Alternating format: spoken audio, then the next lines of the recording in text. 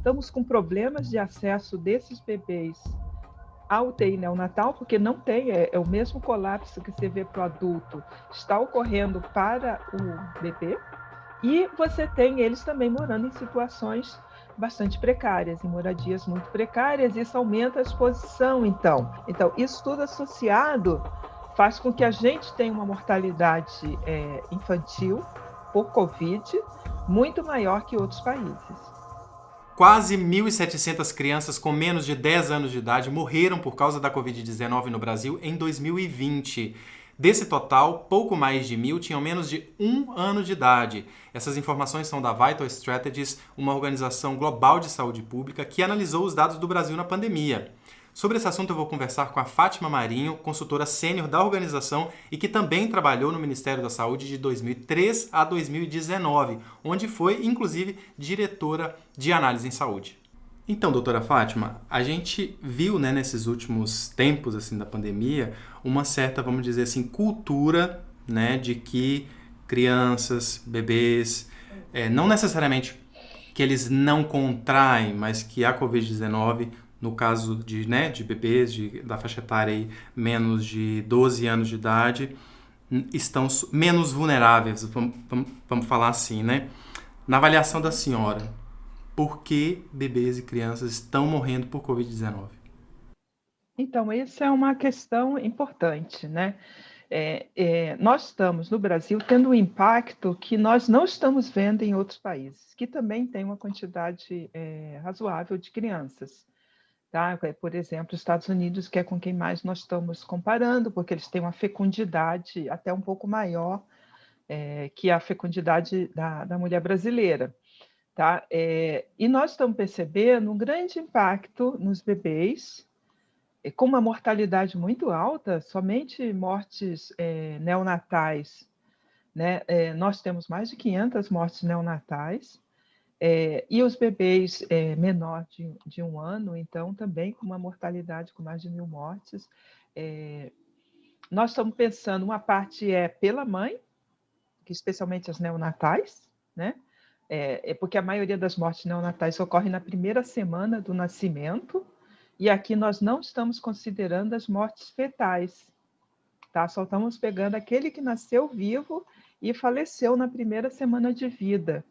Tá? Então, assim, uma parte desses casos, sim, eles têm Covid positiva, outras inespecífico, né? Mas está muito associado, então, com a doença na mãe. Não está provada nenhuma transmissão vertical até hoje, mas com certeza temos bebês nascendo já com Covid. Uma parte, como nasce prematuro, eles acabam ficando bastante fragilizados, né, no nascimento, sem a mãe, muitas vezes a mãe em estado grave também, e o bebê acaba ficando sozinho na UTI neonatal. Estamos com problemas de acesso desses bebês à UTI neonatal, porque não tem, é o mesmo colapso que você vê para o adulto, está ocorrendo para o bebê recém-nascido, tá? Então falta cuidado intensivo quando é necessário para eles, isso também aumenta a mortalidade, né? Os bebês que já tiveram alta hospitalar, por exemplo, teve um nascimento e foram para casa, nós estamos observando uma mortalidade também extremamente alta, e provavelmente, então, muita contágio dentro da casa.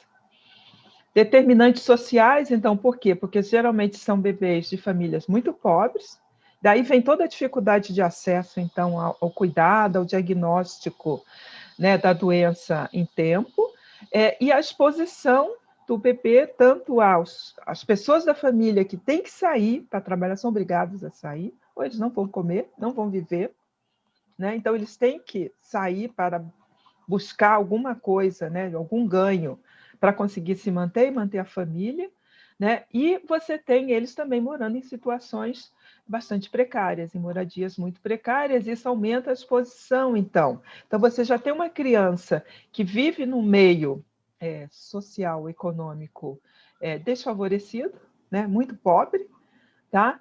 E uma dificuldade imensa de controlar a circulação do vírus nessas áreas. Então, esses bebês acabam também se infectando. E, ao fazer casos, ele também tem uma demora no diagnóstico, e aí, quando ele consegue finalmente ser hospitalizado, ele já está numa situação bastante grave, né? O caso, e isso aumenta a mortalidade. Ou seja, a senhora diria que o recorte, fazendo um recorte assim social, seria, nesse caso, a principal razão? O recorte social, sem dúvida, porque ele determina várias coisas, né? Determina o nível de exposição, determina as condições, então, dessa exposição maior deles, né? E a dificuldade de acesso ao diagnóstico, né? E ao tratamento em tempo, né? Antes dele se tornar um caso grave. Então, isso tudo associado faz com que a gente tenha uma mortalidade infantil por Covid muito maior que outros países. Agora, existe um aspecto clínico também que seja evidente, que faça né, que a gente possa fazer uma diferenciação na hora de identificar sintomaticamente, por exemplo, existe uma diferença? Não, existe os sintomas. Assim, bebês menores de 1 ano é mais difícil que as crianças maiores, né? Então, vamos começar a separar um pouco, porque os sintomas não são os clássicos, não é? Não fala, né? Você tem sempre, é comum infecções respiratórias em recém-nascidos, em menores de 1 ano, tá? E aí, agora, essa é a questão, é separar essas infecções da Covid, identificar melhor a Covid. Esse é o problema. As crianças maiores, ou seja, aquelas crianças de 2 anos, 5 anos, 9 anos, menor de 10 anos, né, que também estão sendo bastante impactadas pela Covid, né? O problema nesse grupo de crianças são os sintomas, não são os sintomas clássicos da Covid, tá? Elas têm bastante diarreia, dor abdominal, né? É clássico na Covid, na clínica de Covid dessas crianças. Tá? Às vezes, dor no peito, né? Dor torácica também é outro sintoma que aparece, e tosse, muita tosse.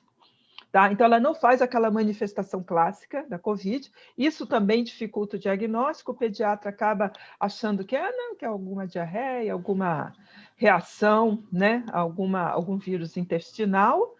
Não testa a criança. Por quê? Porque tem pouco teste. Né? Aí volta a sua questão inicial, né? A cultura de que a criança não é afetada. Ou seja, a testagem também é um problema. Porque eu tenho pouca. Aí eu vou testar quem? Se eu tiver que escolher, eu vou testar naquele que é mais provável. Quem é mais provável? O adulto, né? E o adulto mais velho. Então, tem uma orientação, inclusive, de economizar teste. Então, eu não vou testar a criança. Por quê? Porque a criança não tem Covid. Né? E se tiver, vai ser leve. Entendeu? Então, tudo isso, esse conjunto, né, de fatores, gera uma situação que a criança é pouco testada, e quando se faz o diagnóstico, ele está tardio. Né? E aí é muito mais difícil reverter a situação. Né? Nós temos uma quantidade de crianças hospitalizadas que é absurda, né? Chegou a 50 mil em 2020. Hospitalizar uma criança menor de 10 anos sem a mãe presente, ou sem algum parente presente, é um sofrimento imenso para a criança. Submeter a criança a uma tortura diária e com vários procedimentos extremamente dolorosos. Os mesmos para os adultos, né? Os mesmos para os adultos, exatamente. Não é diferente, tá? E a situação fica grave, então. Né? Até o Brasil tem uma lei que diz que toda criança, ao ser hospitalizada, os pais têm direitos. A criança tem o direito de ter, né, o pai ou a mãe, ou algum parente, ou avó, ou tio, junto. Mas no caso da Covid, não pode, né, porque ela está num hospital de referência Covid e você, então, não pode expor o outro. Né? Mas aí as crianças ficam sozinhas, é um sofrimento muito grande, uma coisa que você não consegue explicar para eles. Né? Como é que você explica isso? Eu queria que a senhora falasse um pouquinho, a gente está falando aqui de muitas informações que vocês reuniram, né, ao longo dos últimos meses, né? como que foi assim para chegar reunir esses dados? Como que vocês fizeram para chegar a essas informações? Então, nós no Brasil temos uma base de dados que é a vigilância de vírus respiratórios, né? Desde a epidemia da influenza A H1N1, que foi estabelecida em vários países, não só no Brasil, outros países também, um sistema de informação e de vigilância, monitoramento de vírus respiratórios. Tá? Pensando o que a gente, desde então, se prepara para uma outra pandemia de vírus respiratórios. Né? Se preparou bastante, não adiantou tanto, você vê os resultados, mas, em teoria, todos os países no mundo se prepararam, tá? E muitos deles, então, desenvolveram sistemas de alerta, tá? Que é o que nós temos. Então, nós desenvolvemos um sistema, eu trabalhei mais de 15 anos no Ministério da Saúde, então, nós desenvolvemos um sistema de alerta, né, de vírus respiratórios, então, nós monitoramos, desde 2009, né, essas síndromes respiratórias em crianças e em adultos também, tá? O que nós estamos observando, então, na série histórica desse dado, foi um enorme aumento em 2020, que é mais de 10 vezes o que a gente... Em criança, então, é muito mais. Né? O que a gente viu durante anos, ou seja, em 2020 eu tive mais mortes do que eu tive na minha série histórica toda, desde 2009, considerando todos os vírus respiratórios. Considerando desde a influenza ao vírus sincicial respiratório, que é bastante frequente em criança, tá? Em crianças pequenas, né? Quer dizer, eu tive muito mais morte do que em 10 anos de sistema monitorando isso. A gente está falando de que número exatamente de mortes? Assim, nós estamos falando... vou até abrir aqui a minha planilha para te dar um número exato, para não incorrer em algum erro, né? Mas nós estamos falando de mortes nessa faixa etária, né? Em 2020, deixa eu pegar só pensando em todas as crianças de menores de 10 anos, tá? Mas sim, posso dar um número para neonatal, para cada um, né? Mas pensando em todas as mortes de crianças menores de 10 anos, nós tivemos 1.683 mortes por Covid. E neonatal? Neonatal nós tivemos 320 mortes só na primeira semana de nascimento, que é onde concentra a maior mortalidade neonatal. E isso significa que essa criança contraiu esse vírus da mãe? Ou no hospital quando nasceu. Ou no hospital quando nasceu. Isso. Tá? Essas são as duas possibilidades que a gente vê aqui. 1.683 mortes que eu te falei foi só em 2020, mais 377 em janeiro e fevereiro de 2021. Né? Isso já vai dar 2.000 mortes de crianças menores de 10 anos, considerando março do ano passado até o início de março desse ano. Ou seja, em um ano, né? Em um ano exato. Tá? Então, foram 1.683 em 2020, 377 em 2021. Tá? E as hospitalizações dessas crianças, elas foram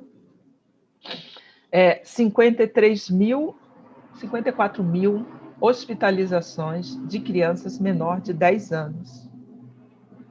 Essa é uma quantidade absurda. Nós nunca hospitalizamos tanta criança por vírus respiratório desde 2009 até 2019.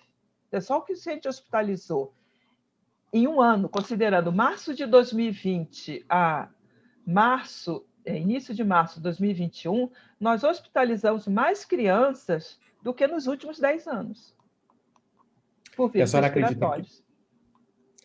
E a senhora acredita que a presença de uma variante, a variante P1, tem um impacto? Impactou isso de alguma forma? Impactou porque aumentou entre os jovens, né? aumentou entre as crianças, quer dizer, se eu pego 2 meses, veja, eu tive em 2 meses, janeiro e fevereiro, a gente já teve 377 mortes de criança menor de 10 anos. Né? Então, eu estou considerando o ano passado, eu tive um incremento, né, nos 2 primeiros meses muito maior do que eu tive no ano anterior. E a gente está vendo também que os adolescentes também, né, especialmente essa faixa etária de menor de... Essa faixa etária que vai de 10 a 14, que é assim que a gente tem dividido, né? 10 a 14 e de 15 a 29 anos, né? Nós também estamos vendo, especialmente nessa faixa mais larga, que é o 15 a 29 anos, que é o adolescente maior e o adulto jovem, né? Nós estamos vendo um incremento muito grande, não só de hospitalizações nesse grupo, que aí são casos graves, como também das mortes. Tá? Então, a gente vê em 2021 um aumento muito grande nesse grupo. O que pode ser explicado pela variante P1, que é a variante que tem predominado no Brasil.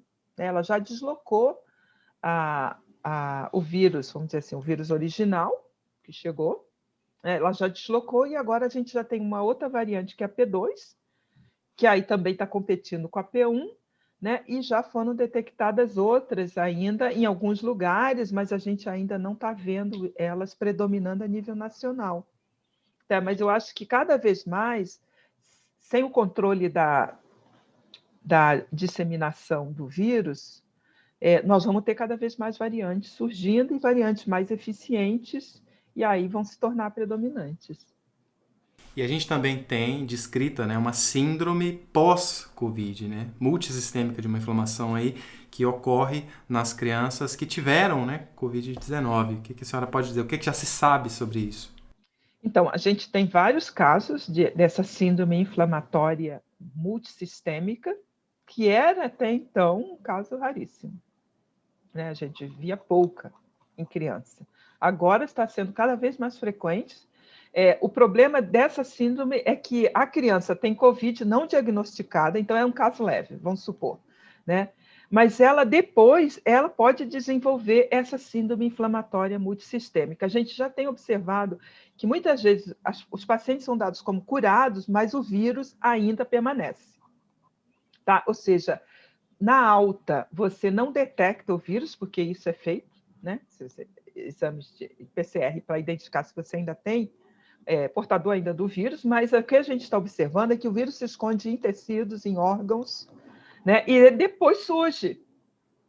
Tá? Tanto no adulto, muitas vezes dá complicações cardiovasculares, até acidente vascular cerebral, e nas crianças, essa síndrome inflamatória multissistêmica. E assim, os casos, nós temos até um caso publicado aí no Lancet, que foi uma criança a criança tinha 11 anos, a mãe, a tia estava com Covid, a mãe enviou a criança para cuidar da tia, porque em famílias pobres, essas crianças de 11 anos já têm várias atividades, especialmente menina, tem várias atividades domésticas. E por acreditar que a criança estava imune à Covid, essa é a cultura, né? De que, não, criança não tem problema. Essa menina, ela desenvolveu uma síndrome inflamatória multissistêmica quando ela entrou no hospital aqui, que é o Hospital de Ensino da Faculdade de Medicina.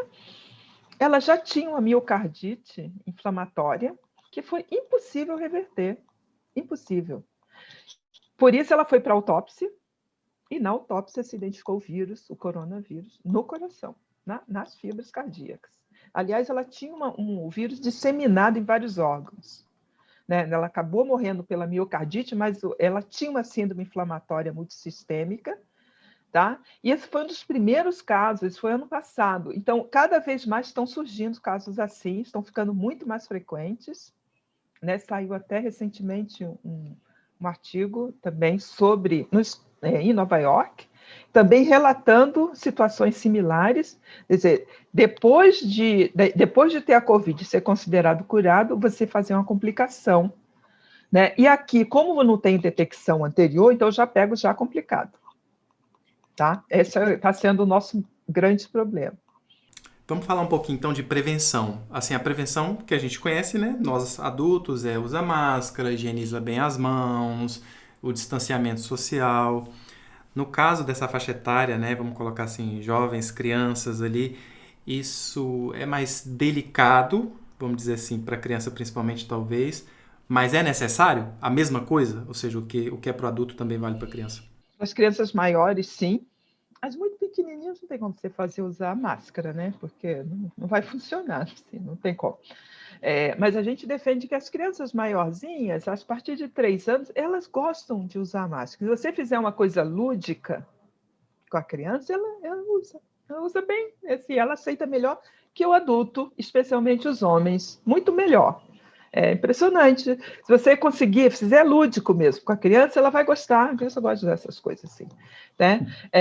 E aí você já tem que criar na criança essa consciência da proteção, porque a Covid ela vai embora, ela vai ficar. E outros vírus virão. Então você já vai criando, né? Já vai construindo essa consciência sanitária na criança, tá? De proteção individual e de proteção coletiva também, né? Isso vai ser importante, muito importante agora para os educadores, né? Eles vão ter que realmente desenvolver. Mas eu vejo a criança que já tem capacidade, né, de falar, de se expressar, de interagir, com muita capacidade de fazer a prevenção, sim, a prevenção individual e a coletiva, e criar nela essa consciência. E a vacinação, né, o que a gente tem de informação é que ela não houve uma testagem, justamente também retomando aí o começo da nossa entrevista, essa cultura entre aspas, né, e não se testou nas crianças porque não se considerava como um grupo que manifestava, né, esses sintomas de forma mais evidente, de forma mais significativa. A senhora acredita que agora, então, a tendência inclusive das vacinas, da produção de vacina, é começar a pensar nisso? Vamos ter que vacinar também não só essa população elegível, né, agora, os idosos, enfim, pessoas com comorbidade, mas também partir para, olha, os bebês, as crianças, independente da faixa etária, ali também se concentrar, ou seja, esse é o caminho também? Eu considero que sim, e diria mais que eu acho que as gestantes já deveriam ser incluídas na vacinação, né? Porque elas estão sob um risco imenso, tá? Quando elas têm Covid, a chance de complicar é muito maior e complica o bebê, né? O feto, ou já arrisca um parto, né? E ter um bebê prematuro que aumenta a mortalidade. Eu diria que as gestantes, eu diria que já, para mim, já está resolvido. Os Estados Unidos têm vacinado, têm recomendado, né? E aí agora o próximo passo realmente é incluir as crianças, né? Agora, há que fazer alguns testes, sim, para alguns tipos de vacina. Tá? Não vou aqui discutir os tipos, mas assim, alguns que geram maior reação imunológica, precisa testar melhor em crianças, porque as crianças têm um sistema imunológico que reage muito, muito forte. E outras vacinas com outros tipos de técnicas talvez sejam melhor para a criança, mas aí eu acho que é uma questão de passar por testes mesmo, né? De fazer 3 de vacina. Uma última coisa, Fátima. A organização, né, Médicos Sem Fronteiras classificou a situação que a gente vive no Brasil como uma situação de uma crise, né, humanitária. Eu queria que a senhora, como que a senhora descreveria, levando em consideração também esses últimos dados, né, de vocês, como que a senhora descreveria a situação, o momento que vocês têm analisado de dados, visto de situação, a realidade? O Brasil vive uma situação de crise humanitária, eu concordo com essa avaliação. Nós temos uma mortalidade das maiores do mundo, nós vamos passar do 500 mil de mortos por Covid, isso sem considerar os que não foram diagnosticados. Nós já temos um excesso de mortalidade na população mais pobre, é extremamente alta, né? Nós vimos recentemente, fizemos uma análise do excesso de mortes por desigualdade racial, e a população mais afetada é a população negra, né? São eles que estão morrendo mais, são eles que estão nem sequer conseguindo morrer dentro de hospital, né? Ou seja, tem mais dificuldade de acesso, né? Eles que estão mais expostos e eles que são menos vacinados, né? Porque como a vacina começa com os mais idosos, aí você não tem quase negros entre os idosos, eles morrem antes. Então, o Brasil tem 56% da população, 56% da população é de negros, tá? Mas quando chega aos 80 anos, os negros são 25%, o resto é branco. Então, eu comecei a vacinar os de 90. Então, eu quase não vacinei a população que mais está exposta, e ela continua morrendo.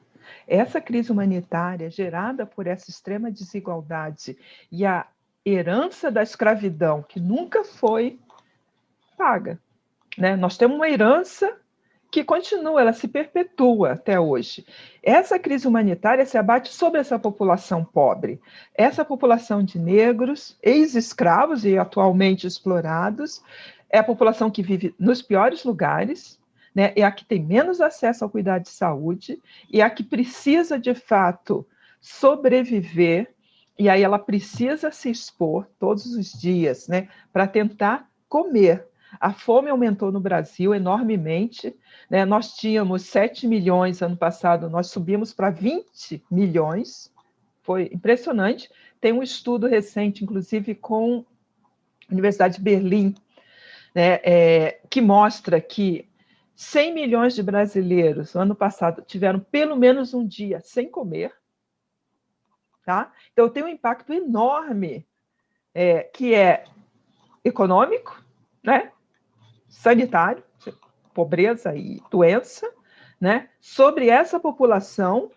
A gente está vendo aqui o nível de desespero desse povo que eu não via. Olha, acho que eu não me lembro de ter visto isso. Eu via quando eu era estudante de medicina, nos anos 80, no final dos anos 80, a gente via um pouco de desnutrição ainda, de criança. Depois isso passou, agora voltou tudo, nós voltamos, nós demos para trás. Tá? A fome aumentou, né? As pessoas não têm, as pessoas estão sem o que comer. A gente tem mobilizações de grupos sociais, movimento para comida, né? Que é o que a gente tem mobilizado, né? Dá um mínimo de dignidade na sobrevivência. Mas falta política pública, nós não temos política pública, né? E é isso que gera essa crise humanitária, né? É a ausência de uma política pública bem coordenada em todos os níveis, né? Que conseguisse reduzir o impacto social e econômico da pandemia nesses grupos mais vulneráveis. Como isso não está existindo, as pessoas estão simplesmente em desespero, né? E a fome, a desnutrição voltou para o Brasil, né? A gente tinha saído do mapa da fome, nós voltamos para o mapa da fome, e o desespero é o que tem predominado, e as mortes. Agora, com o fim muitos medicamentos, né, hospitalares se esgotaram, então a gente tem um colapso da rede e um colapso de tratamento. Então, nós temos casos de famílias hoje que não querem que os seus entes queridos sejam hospitalizados. Por quê? Porque hoje eu tenho que, se eu precisar entubar uma pessoa, né, se colocar no ventilador, né, mecânico, não tem medicação para fazer isso, né? Então, as famílias, o que as famílias hoje, porque a gente vê isso aqui já quando eles faleceram, né? As famílias relatam, nós não quisemos que ele fosse para o hospital porque a gente não queria que ele sofresse mais. Então, é esse ponto que a gente está chegando. E isso tem aumentado enormemente, né? É uma tristeza infinita.